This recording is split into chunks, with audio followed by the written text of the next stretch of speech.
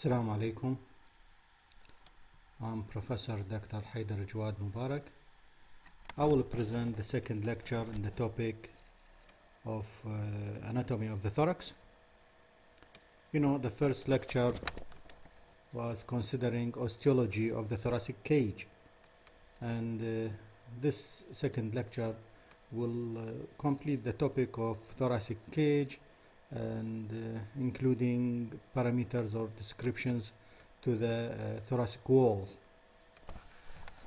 First, we have to say that the thoracic cage, as it is shown in the figure, in this figure, the thoracic cage shows an upper narrow opening and a wide lower opening. The upper opening is sometimes called as the inlet of the thorax, while the lower wide opening is called the outlet of the thorax.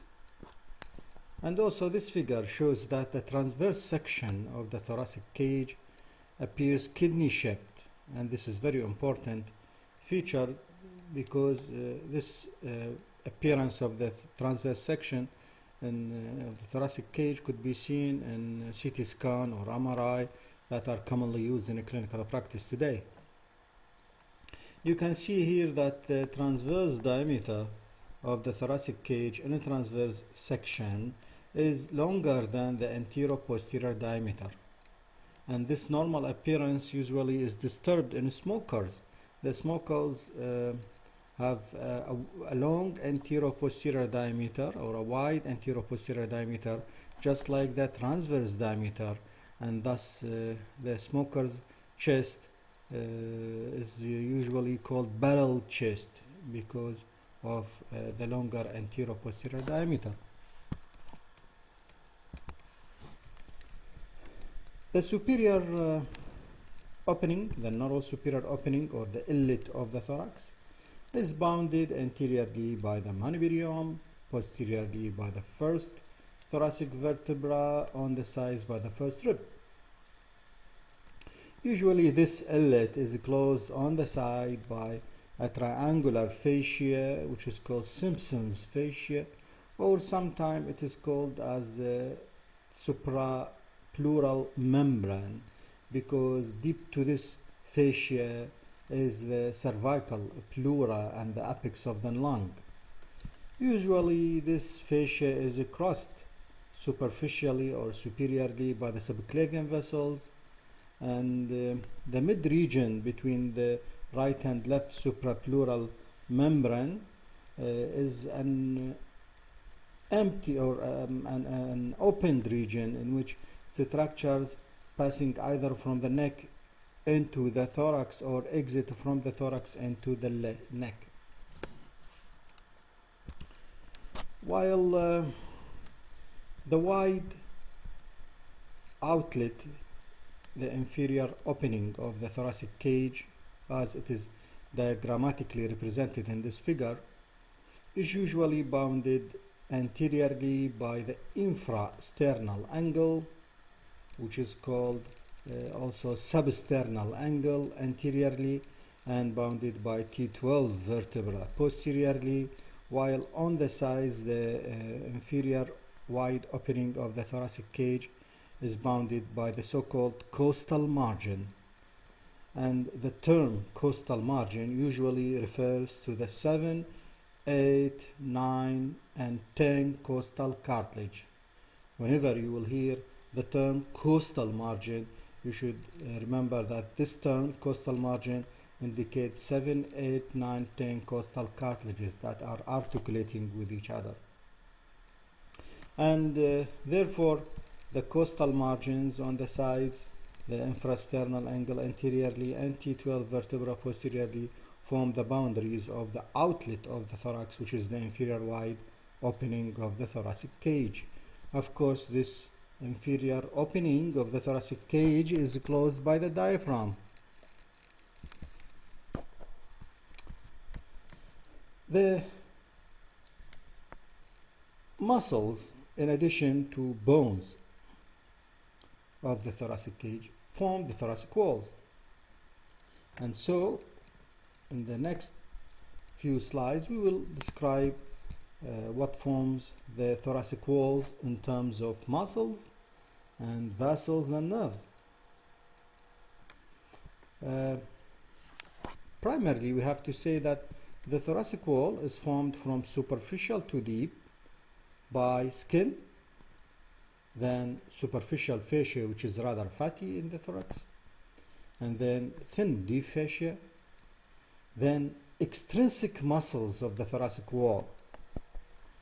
These muscles are muscles of the upper limb, just like pectoralis major and minor, serratus anterior, latissimus dorsi, and muscles of the abdomen like rectus abdominis and the oblique muscles, and even muscles of the back. All these muscles of the upper limb, of the abdomen, and of the back represent extrinsic muscles of the thoracic wall.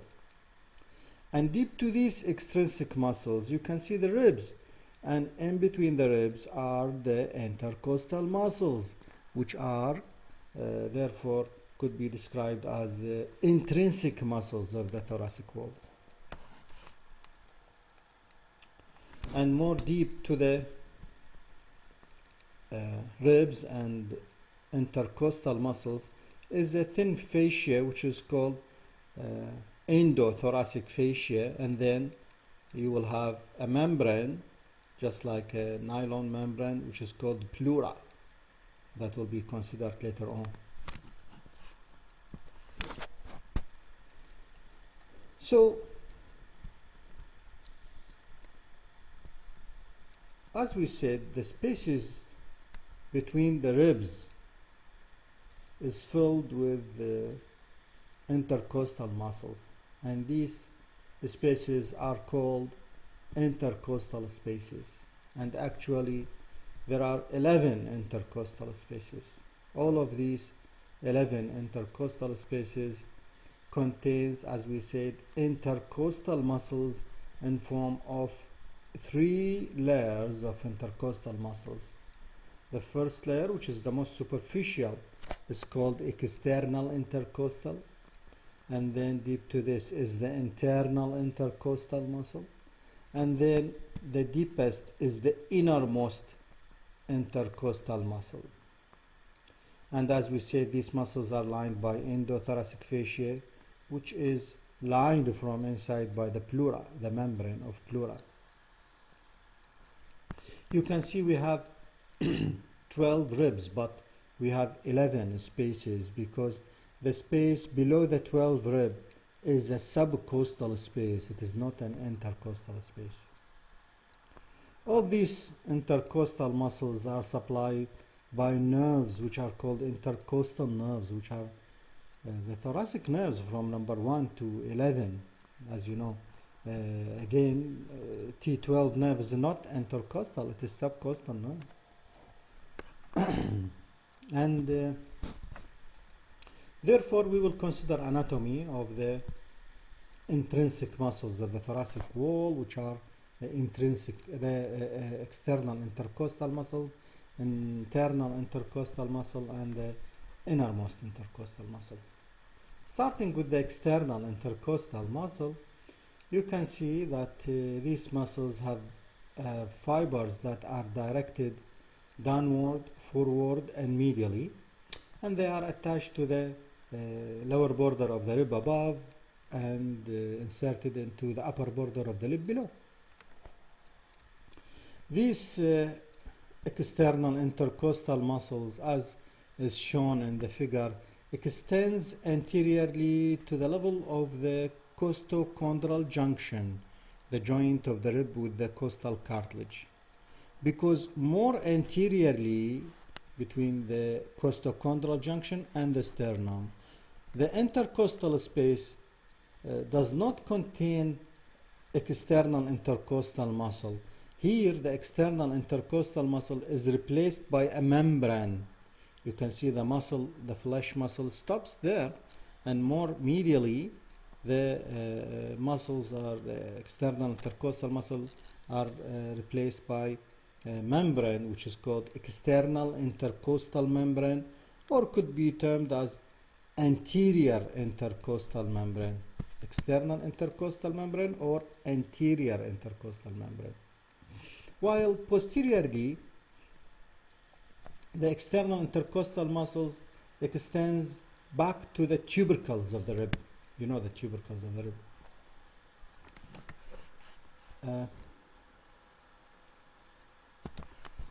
The internal intercostal muscle, of course,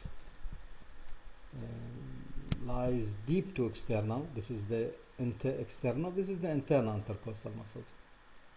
The internal intercostal have a muscle fibers that are directed on right angle to the direction of muscles of the external intercostal. The internal intercostal muscles are the fibers are directed backward, downward, and laterally. And the internal intercostal muscles extends anteriorly to reach the borders of the sternum, but posteriorly they are extending just to the angle of the rib. You know, the shaft of the rib shows an angle posteriorly, and the angle of the rib represents the posterior limit of the internal intercostal muscle.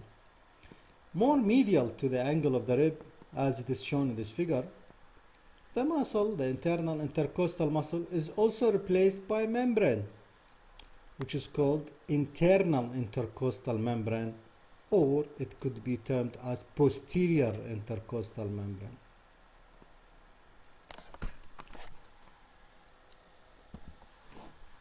Finally, we have to talk about the innermost intercostal muscle. You know, innermost intercostal muscle have a muscle fiber directed just like the internal intercostal muscle, downward, backward, and laterally. But the innermost intercostal muscle are extending only in the lateral 2/4 of the thoracic cage.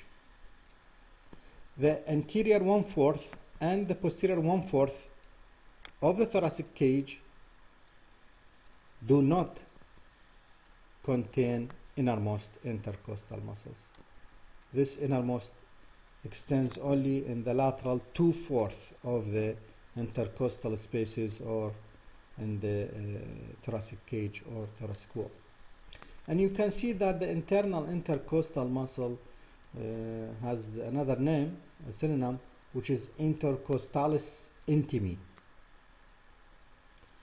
And here we have to say that some textbooks consider a family called muscles of transversus thoracis or transversus thoracis muscles.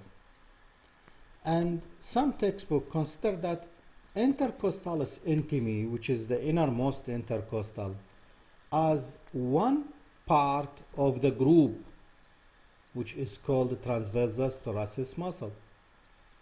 And in addition to this muscle, the intercostalis intimi or innermost intercostalis, the transversus thoracis group of muscle contains also subcostalis and sternocostalis. Subcostalis is demonstrated in this figure. Subcostalis are a group of strap-like muscles, and they are lying on the sides of the vertebrae, on both sides of the vertebrae. This region is called paravertebral gutter. You can see that these strips or straps of muscle fiber attached to the inner aspect of the ribs, just like the innermost and the other. And the subcostalis are most usual,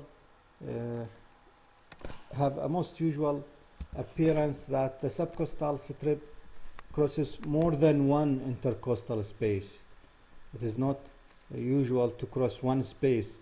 Commonly, subcostalis muscle strips cross more than one space. So subcostalis is also considered as a group of transversus thoracis muscle in addition to intercostalis intimi or the innermost. Also, behind the sternum you have muscle fiber which is called intercostalis, because these strips of muscle fibers attach to the back of the sternum and to the costal cartilage from second to sixth, and so they are called sternocostalis, and that represent also the third part of the transversus thoracis group of muscles. So some textbooks considered a group which is called transversus thoracis muscle include sternocostalis, subcostalis, and innermost intercostal muscles. Well, other textbook refers to sternocostalis as the only muscle which could be termed as a transversus thoracis. We will consider, according to the textbook that we are depending on it, that the innermost, subcostalis, and sternocostalis are part of the big family transversus thoracis.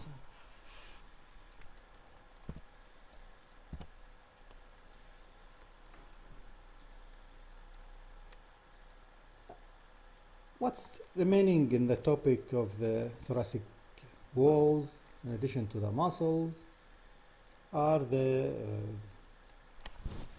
nerves and vessels of the thoracic wall. And I think you remember that the lower border of the ribs from inside shows a costal groove. And this costal groove from the inside of the lower border of the ribs contain intercostal nerve, intercostal artery, and intercostal vein that are arranged from inferior to superior as nerve, artery, vein, referred sometimes as vein arrangement, vein, artery, and nerve.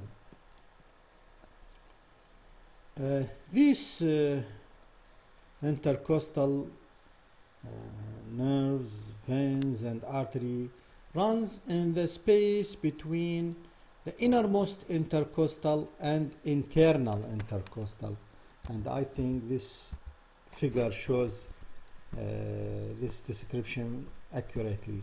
You can see the vein, intercostal vein, artery, nerve, so it is vein. These intercostal nerve, vein, and artery run in the costal groove in between the internal intercostal and innermost intercostal, and thus this region where the vein arrangement is running is called the neurovascular region or neurovascular plane between internal intercostal and innermost intercostal. So in order to describe the nerves, the veins, and the artery, we will start with the nerves. Actually, the intercostal nerves have a certain classification into typical and atypical intercostal nerves. And you can imagine that we have 11 intercostal nerves, which are the thoracic nerves from T1 till T11, because T12 is not an intercostal nerve, it is subcostal nerve. So among these intercostal nerves, T4, 5, and 6 are called typical intercostal nerves, because these nerves supplies only the thoracic wall. Others are atypical because they are supplying the thoracic wall and supplying other regions. For example, T1, 2, and 3 are atypical intercostal nerves because they are supplying the upper limb. They are sharing in supply of the upper limb. So, because they are supplying the thoracic wall and the upper limb, T1, 2, and 3 are atypical thoracic nerve, atypical intercostal nerves. And also, T7, 8, 9, 10, and 11 are atypical because T7 till T12 supply the anterior abdominal wall in addition to supplying the thoracic wall, and thus they are atypical. So the only remaining are T4, 5, and 6 are typical intercostal nerves because they only supply the thoracic wall.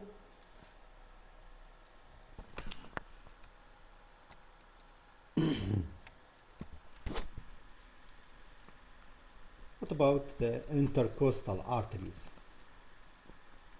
Actually, the neurovascular plane between the innermost intercostal and internal intercostal shows one posterior intercostal artery in each space and two anterior intercostal arteries in each space. Regarding the posterior intercostal arteries, you can imagine that the single posterior intercostal arteries originates as following. The first and second posterior intercostal arteries on the right and left side originates from the subclavian artery. And I think you remember that the subclavian artery continues at the outer border of the first rib, forming the axillary artery. So this subclavian artery on right and left side gives a trunk which is called costocervical trunk, and this costocervical trunk gives a branch which is called superior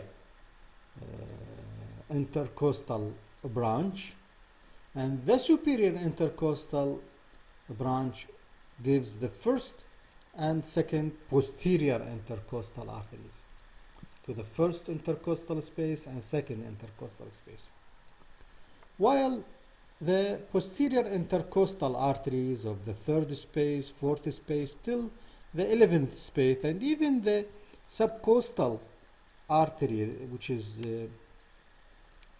running deep to the 12th rib, all the posterior intercostal arteries from the third down to the 11th are branches of the descending thoracic aorta.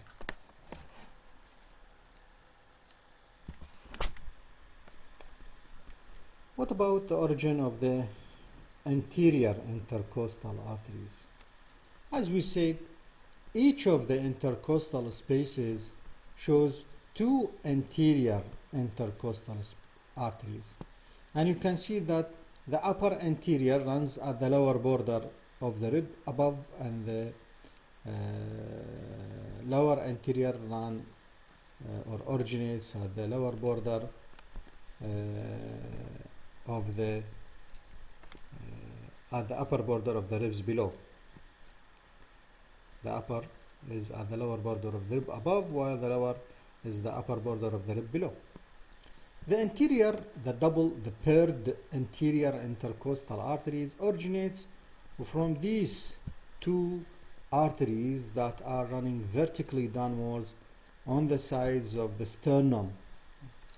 This is the sternum from behind, and these are the costal cartilage, and you can see that just from inside of the thoracic cage you can see a large parallel pair of arteries that are called internal thoracic arteries. These internal thoracic arteries are branches from the subclavian artery again, and the bilateral internal thoracic arteries gives two anterior intercostal arteries in each space. And you can see that at the sixth intercostal space, the internal thoracic artery bifurcates. The internal thoracic artery bifurcates into the so-called musculophrenic artery and superior epigastric artery. The superior epigastric artery descends down to supply the anterior abdominal wall, while the musculophrenic artery runs behind the costal cartilages of the costal margin, giving 2 anterior intercostal arteries for the 7th space, 8th space, and then 9th space. The anterior intercostal arteries, the pair of anterior intercostal artery and the 9th space represent bifurcation or termination of musculophrenic. And you don't have anterior intercostal artery in the 10th space or even into the 11th space. Therefore, the anterior intercostal arteries are branches of the internal thoracic arteries from the 1st space down to the 6th space, while the 8th space, the 7th space, the 8th space, and the 9th space have anterior intercostal branches from the musculophrenic, not from the internal thoracic. And the 10th space and 11th space do not have anterior intercostal arteries.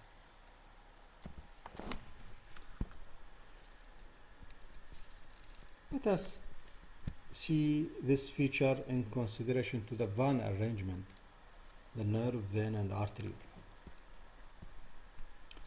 Just look to this figure that shows the posterior 1/4 of the thoracic wall, and that figure that shows the anterior 1/4 of the thoracic cage or thoracic wall. Before a while we said that the innermost intercostal is located only in the lateral 2/4 of the intercostal spaces, and so the posterior 1/4 and the anterior 1/4 do not have innermost intercostal. So if you are looking to the vein arrangement in the lateral 2/4 of the thoracic wall, you can see that the vein arrangement lie in between the innermost intercostal muscle and the internal intercostal muscle. These veins are running in the neurovascular plane. While if you are going posteriorly in the posterior 1/4 of the thoracic wall, there is no innermost intercostal muscle. So from inside you can see the vein arrangement uncovered. Laterally the vein could not be seen because it is covered by the innermost, while posteriorly the vein could be seen from inside, because here there is no innermost intercostal muscle to cover it from inside.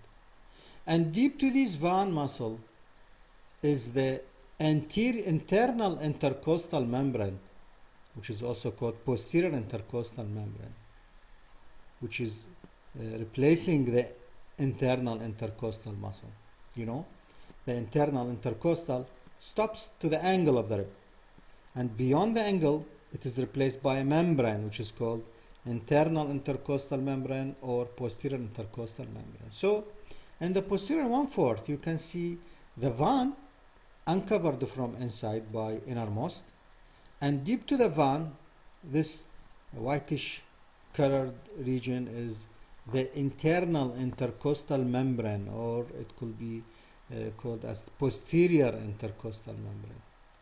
Of course, such a configuration is also seen anteriorly in the anterior 1/4 of the thoracic wall, because here also there is no innermost intercostal muscle, and so you can see the vein arrangement from inside of the thoracic wall. You can see it that deep to this vein is the internal intercostal muscle, because you know the internal intercostal muscle extends to the border of the sternum. This is the sternum, and next to the border of the sternum this is internal intercostal muscle deep to the vein. Of course, during dissection you will not be able to see the vein whether in the posterior 1/4 or in the anterior 1/4 of the inside of the thoracic wall, unless you remove the pleura, and then you have to remove the endothoracic fascia.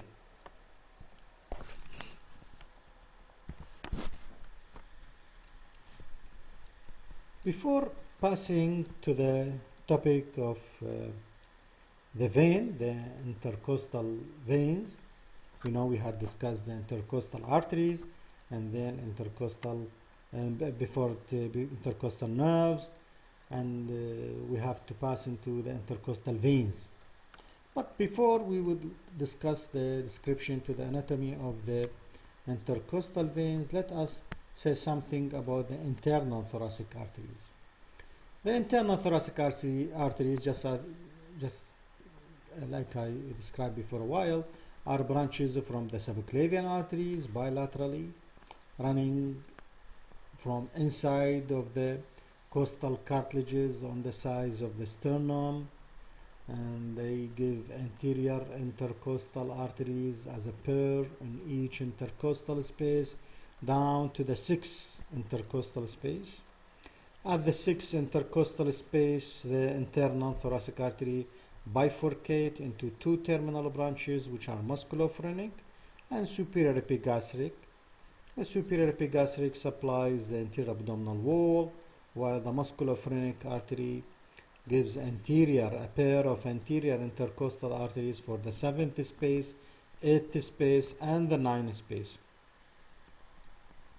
In addition to the anterior intercostal arteries, the internal thoracic arteries on the sides giving the following branches: pericardiophrenik artery supplying the pericardium and pleura and diaphragm, and also the internal thoracic artery gives perforating branches perforating the chest wall to supply the breast, especially in female, and also these internal thoracic arteries gives mediastinal branches to the mediastinal structure. Just look to the abbreviation here for the name of the internal thoracic artery. It is called right internal mammary gland and left internal mammary gland, because branches from the internal thoracic artery supply the breast, the mammary gland.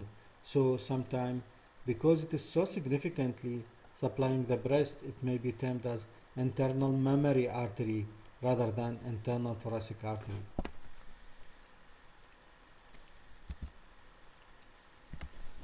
So we have to say now something about the intercostal veins. As you remember, the arteries, the intercostal arteries, are one posterior and two anterior. And also remember that the anterior intercostal arteries are absent in the 10th space and 11th space. So similar pattern will be seen in the description of the intercostal veins. Again, you have anterior intercostal veins and posterior intercostal veins.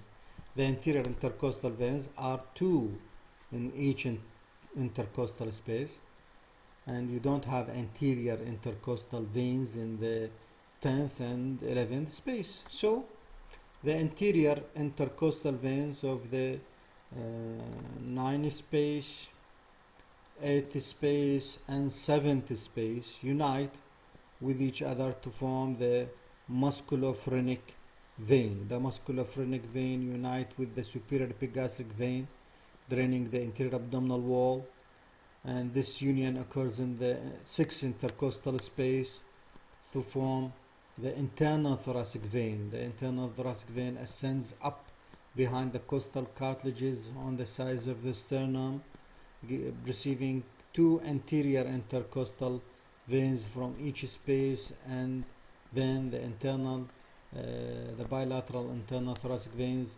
ends into the brachiocephalic veins.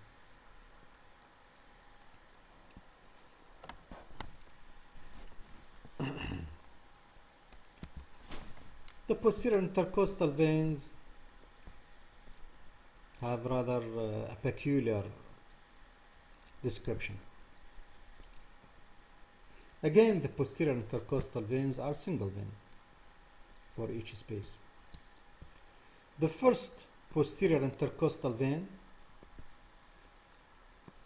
is tributary of brachiocephalic vein on the right and left side, while the second, third and fourth posterior intercostal veins, second, third, and fourth, unite to form the superior intercostal vein, both on the left and on the right. Here you can see the second posterior, third posterior, and fourth posterior intercostal vein unite to form left superior intercostal vein, and this is the right superior intercostal vein. The right superior intercostal vein ends as a tributary in the azygos vein, while the left superior intercostal vein is a tributary of the brachiocephalic vein. The fifth posterior intercostal vein on the right side, and the seventh, the fifth, sixth, seventh, eighth, and down to the 11th posterior intercostal vein. Posterior intercostal vein from 5 to 11 are tributaries into the azygos vein on the right side, while the 5, 6, 7, 8 posterior intercostal veins on the left side are tributaries of the accessory hemiazygos vein, while the 9, 10,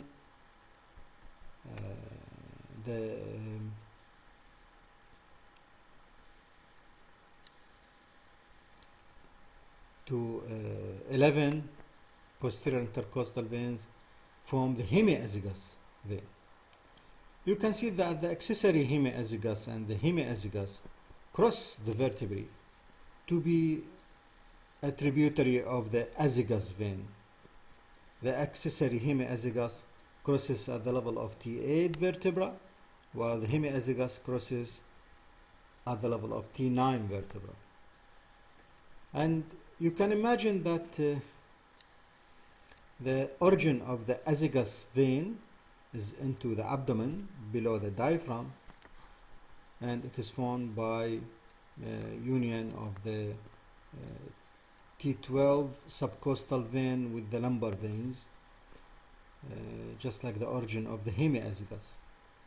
And you can see that the azygos ends superiorly as a tributary of the superior vena cava.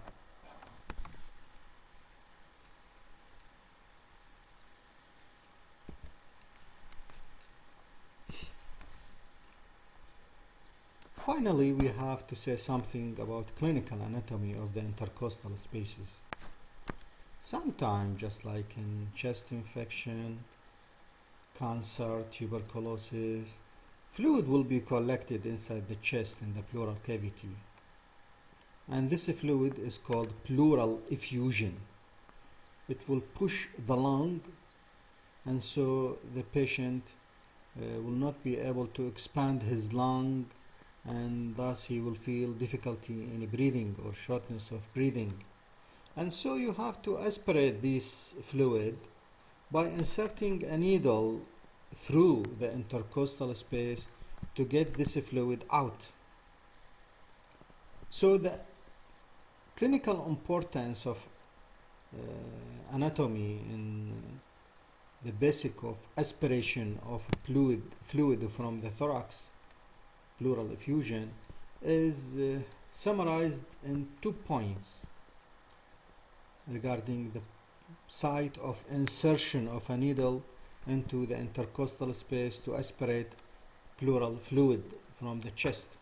First, you have to insert the needle at the upper border of the rib below, because here you don't have vein. It's not of benefit, or maybe it is dangerous, to insert the needle at the lower border of the rib above of the intercostal space, because insertion of needle in this region may injure the vein arrangement.